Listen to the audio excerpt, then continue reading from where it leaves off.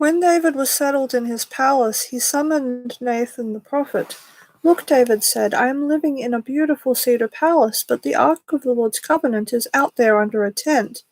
Nathan replied to David, "Do whatever you have in mind, for God is with you."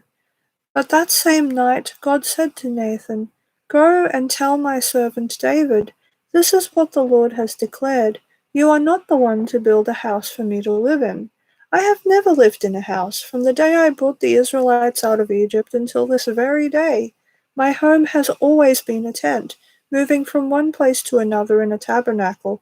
Yet no matter where I have gone with the Israelites, I have never once complained to Israel's leaders, the shepherds of my people. I have never asked them, 'Why haven't you built me a beautiful cedar house?' Now go and say to my servant David, this is what the Lord of heaven's army has declared. I took you from tending sheep in the pasture and selected you to be the leader of my people Israel. I have been with you wherever you have gone, and I have destroyed all your enemies before your eyes. Now I will make your name as famous as anyone who has ever lived in the earth.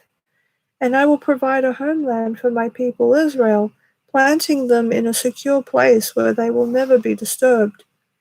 Evil nations won't oppress them as they've done in the past, starting from the time I appointed judges to rule my people Israel, and I will defeat all your enemies. Furthermore, I declare that the Lord will build a house for you, a dynasty of kings.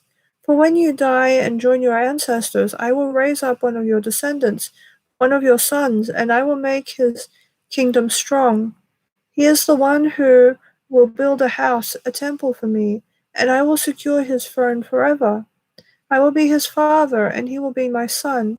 I will never take my favor from him as I took it from the one who ruled before you. I will confirm him as king over my house and my kingdom for all time, and his throne will be secure forever." So Nathan went back to David and told him everything the Lord had said in this vision. Then King David went in and sat before the Lord and prayed, "Who am I, O Lord God? And what is my family that you have brought me this far? And now, O God, in addition to everything else, you speak of giving your servant a lasting dynasty. You speak as though I were someone very great, O Lord God. What more can I say to you about the way you have honored me? You know what your servant is really like. For the sake of your servant, O Lord, and according to your will, you have done all these great things and have made them known. O Lord, there is no one like you. We have never even heard of another God like you. What other nation on earth is like your people Israel? What other nation, O God, have you redeemed from slavery to be your own people? You made a great name for yourself when you redeemed your people from Egypt. You performed awesome miracles and drove out the nations that stood in their way. You chose Israel to be your very own people forever, and you, O Lord, became their God. And now, O Lord, I am your servant. Do as you have promised concerning me and my family.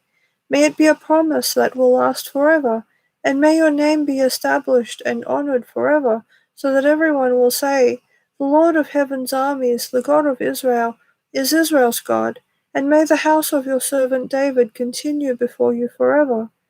O my God, I have been bold enough to pray to you, because you have revealed to your servant that you will build a house for him, a dynasty of kings. For you are God, O Lord, and you have promised these good things to your servant. And now it has pleased you to bless the house of your servant, so that it will continue forever before you. And when you grant a blessing, O Lord, it is an eternal blessing.